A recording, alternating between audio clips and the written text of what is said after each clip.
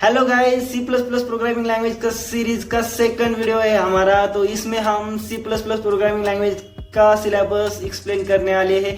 हम बेसिक से लेकर एडवांस तक क्या क्या चीजें पढ़ने वाले हैं मैं आपको बताने वाला हूँ। हम किस फ्लो में जाने वाले हैं और क्या क्या चीजें हम स्टार्ट से लेकर अंत तक क्या क्या चीजें पढ़ने वाले हैं। तो आपको मैं सब चीजें बताने वाला हूँ क्योंकि आपको एक बेस पता चलेगा कि हम इस सेशन में इस सीरीज में क्या क्या चीजें पढ़ने वाले हैं। चलिए तो गाइज स्टार्ट करते हैं। मैं आपको एक एक चैप्टर बताता हूँ और उस चैप्टर में क्या क्या चीजें पढ़ने वाले हैं, तो आपको पता चल जाएगा कि हम इस सीरीज में क्या क्या चीजें पढ़ने वाले हैं। उससे पहले गाइज मैं आपको एक बात बताना चाहता हूँ कि मैं आपको एक जेन्युइनली पढ़ाना चाहता हूँ। तो हमारा सिलेबस सब यूट्यूबर से बाकी लोगों से ज़्यादा है, क्योंकि जो प्रॉब्लम मैंने फेस किए हैं मुझे लगता है कि आपको नहीं करना पड़े। इसके लिए मैंने और 2 दिन सर्चिंग करके पूरा सिलेबस लिया है कि जो इम्पोर्टेंट है आपके लिए, आपके फ्यूचर के लिए, जो हर एक टॉपिक आपको नीड है, आपको जानना चाहिए। तो मैंने वो सिलेबस सब इसमें डाला है। चलिए तो आप हम नेक्स्ट जाते हैं और पता करते हैं क्या क्या चीजें हम पढ़ने वाले हैं और क्या क्या सिलेबस कैसे कैसे फ्लो में जाने वाली है। तो सबसे पहला चैप्टर है हमारा introduction object oriented programming language. सबसे पहला चैप्टर है हमारा introduction object oriented programming language. तो उसमें हम कंसेप्ट देखने वाले ऑब्जेक्ट ओरिएंटेड प्रोग्रामिंग लैंग्वेज की, ऑब्जेक्ट ओरिएंटेड प्रोग्रामिंग की नीड क्यों गिरी और उसके फीचर्स कौन से हैं, benefits of object oriented programming language. ये सब चीजें हम स्टेप बाय स्टेप पढ़ने वाले हैं, एक एक हर चीज पढ़ने वाले हैं। तो आपको इससे क्या होगा कि स्टेप बाय स्टेप आपको भी पता चलेगा कि क्या क्या चीजें होती है और आप जैसे फ्लो में जाओगे ना तो आपको एक पता चलेगा कि फ्लो में जाने का फायदा क्या होता है। तो चलिए गाइज, आप मेरे साथ बने रहिए इस सेशन में, इस पूरे सीरीज में। तो आपको मैं अंत तक 100% गारंटी देता हूँ कि आपकी C plus plus programming language इतनी अच्छी होगी कि बाद में आपको कभी प्रॉब्लम नहीं होगा। और दूसरा एक इम्पोर्टेंट पॉइंट गाइज, आप क्या करिए, मैं इस सॉफ्ट कॉपी को आप एक डिस्क्रिप्शन में दे दूंगा, तो वहां से आप डाउनलोड करिए सिलेबस को और आपके पास रखिए, क्योंकि आपको भी आपके पास कुछ तो भी चाहिए कि सिलेबस किस फॉर्म में जा रहा है, किस वे में जा रहा है।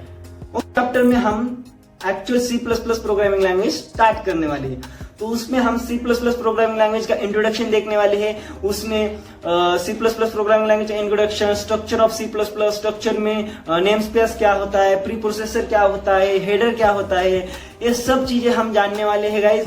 Programme executing and debugging in C plus plus programming language. Program execute कैसे करते हैं, उसको डिबग कैसे करते हैं using C plus plus programming language, एक टॉपिक हम पढ़ने वाले हैं introduction of C plus plus programming language के चैप्टर में। ये हमारा सेकंड चैप्टर है।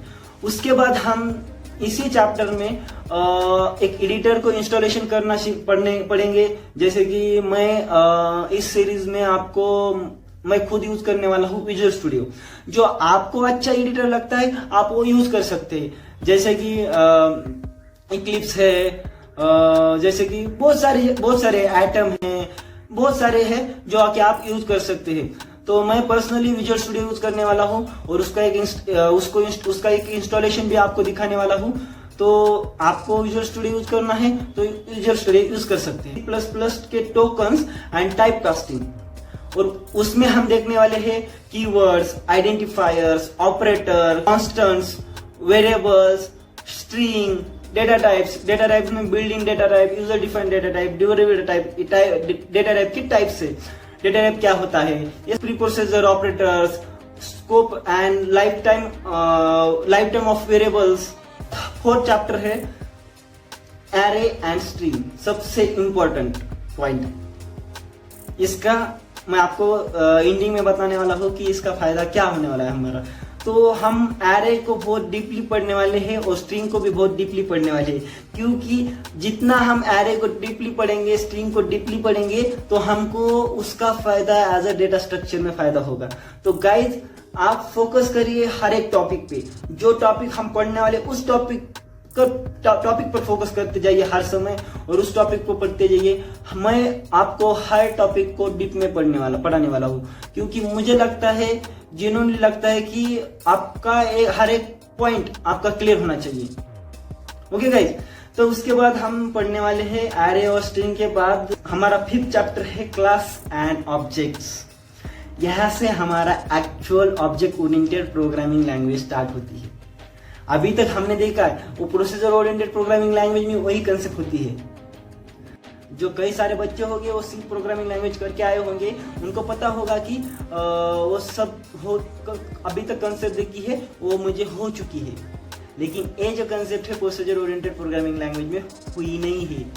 तो ये है हमारा ऑब्जेक्ट ओरिएंटेड प्रोग्रामिंग लैंग्वेज का फायदा। ओके गाइस, तो हमारा 5th चैप्टर है, उसमें हम क्लास क्या है, ऑब्जेक्ट क्या है, एक्सेस स्पेसिफायर क्या है, डिफाइनिंग मेंबर फंक्शन क्या है, उसके बाद फंक्शंस क्या है, इनलाइन फंक्शन, फ्रेंड फंक्शन क्या है, call by reference, return by reference, functions overloading and function parameters.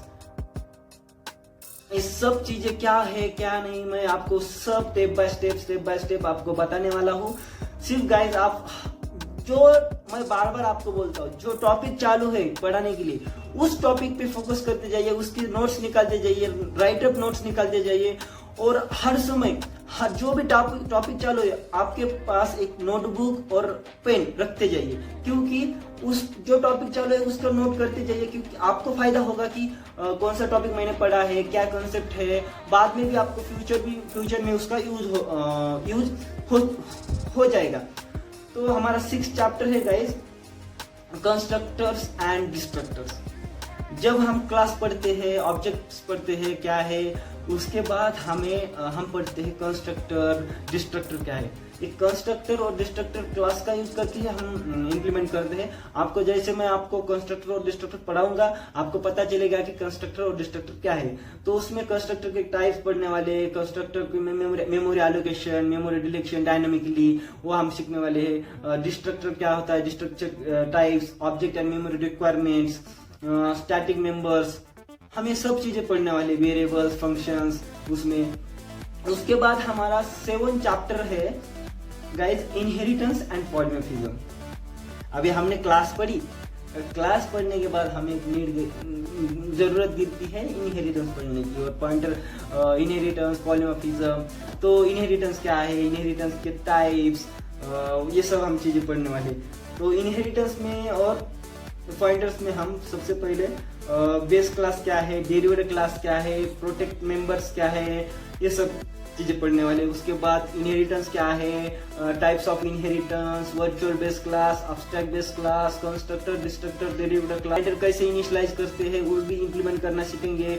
उसके बाद memory management, new and delete pointer to object, this pointer to array, सब चीजें हम स्टेप बाय स्टेप जाने वाले हैं। अभी मैं सिर्फ आपको एक इंट्रोड्यूस दे रहा हूँ सिलेबस का, आप सिर्फ जेन्युइनली देखिए सिलेबस कौन सा हम पढ़ने वाले हैं। Array of pointer, function pointer, pointer to derivative, pointer to pointer, ये सब जो चीजें हैं हम स्टेप बाय स्टेप पढ़ेंगे। उसके बाद हमारा जो चैप्टर है वो है पॉलीमॉर्फिज्म। तो पॉलीमॉर्फिज्म में हम पढ़ने वाले गाइस, पॉलीमॉर्फिज्म क्या होता है, introduction to polymorphism, types of polymorphism, operator overloading, concept overloading, unary operator, binary operator, ये सब चीजें गाइस बहुत इंपॉर्टेंट है। मैंने बहुत सारे प्रॉब्लम फेस किए जब मैं पढ़ रहा था। यूट्यूब पे भी बहुत सारी चीजें नहीं मिलती थी। आप जो मैं आपको चीजें दिखाने वाला हूँ वो चीजें तो आपको जल्दी से एक सीरीज में मिलती ही नहीं।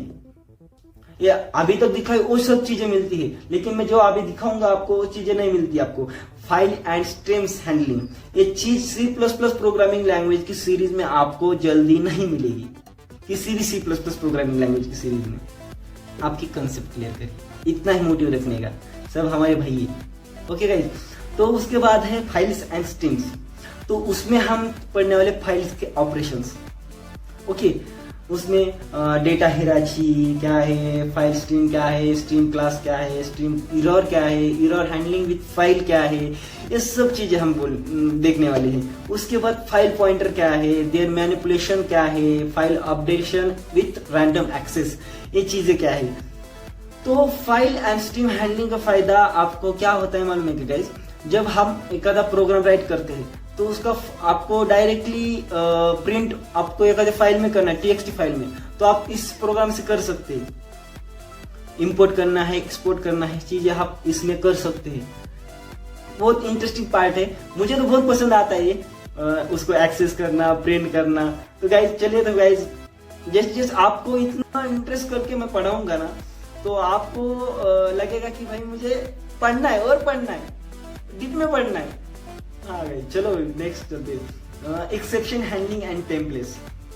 ये बहुत बहुत बढ़िया, बहुत इंपॉर्टेंट टॉपिक है भी। इसमें जो भी हम कोड करते हैं, जैसे कि एक्सेप्शन हैंडलिंग के, जैसे कि एक नंबर है, नंबर डिवाइडेड बाय 0, एक एक्सेप्शन है, तो प्रोग्रामिंग इम्प्लीमेंटेशन में इसका एरर आता है, तो इसको एरर कैसे हैंडल करें और without program stop, without error कैसे प्रोग्राम इन करना चाहिए, इस ट्राई कैच ब्लॉक से, एक्सेप्शन हैंडलिंग से हम कर सकते हैं। तो एक्सेप्शन हैंडलिंग में हम एक्सेप्शन हैंडलिंग के कुछ मेथड्स है, ट्राई कैच, थ्रोज, ये हम पढ़ने वाले, वो क्या होती है क्या नहीं। उसके बाद हम videos exception handling, class implementing, उसके बाद try catch block, use noun, keywords, उसके बाद हम टेम्पलेट्स। गाइस टेम्पलेट्स बहुत इंपॉर्टेंट है, आपको जेन्युइनली मैं बोलता हूँ, टेम्पलेट्स का यूज करके आप डेटा स्ट्रक्चर की प्रॉब्लम सॉल्व कर सकते हैं। बहुत, ये भी बहुत इंपॉर्टेंट टॉपिक है, आप इसको भी मैं आपको बहुत जेन्युइनली और बहुत अच्छा पढ़ाऊंगा। स्टैंडर्ड टेम्पलेट लाइब्रेरी, ये हमारा 11 चैप्टर है। तो गाइस इसमें हम सब स्टैंडर्ड टेम्पलेट लाइब्रेरी में हम उसको स्टैंडर्ड टेम्पलेट लाइब्रेरी का इंट्रोडक्शन देखने वाले, स्टैंडर्ड टेम्पलेट लाइब्रेरी क्या है।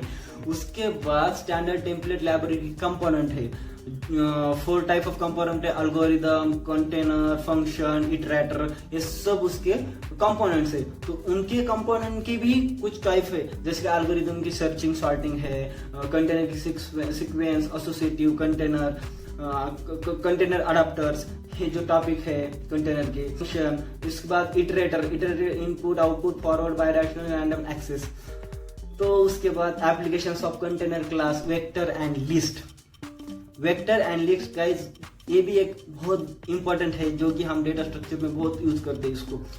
एसडीएल को, पूरा ही एसडीएल को हम डेटा स्ट्रक्चर में प्रॉब्लम सॉल्विंग को बहुत सारे यूज करते हैं। एसडीएल यानी हमारा एक एरे का एडवांस लेवल है, जो कि एरे हमारा स्टैटिक होता है, और एसडीएल का यूज करके हम, जैसे कि वेक्टर है हमारा, वेक्टर क्या है हमारा, एक डायनामिक एरे है, एरे का टाइप है।